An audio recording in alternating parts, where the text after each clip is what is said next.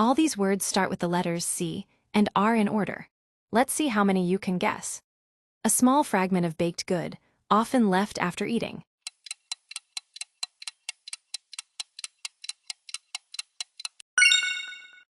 The answer is crumb. Extremely unkind or causing pain.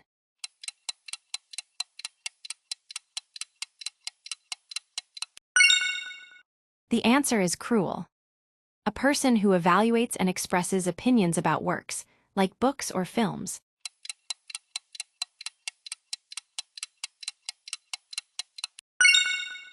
The answer is critic. Extremely important or decisive.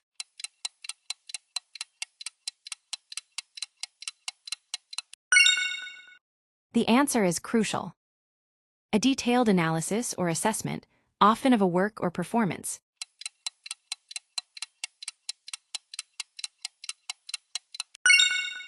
The answer is critique. Which one surprised you most? Drop your score in the comments and come back tomorrow for 5 more.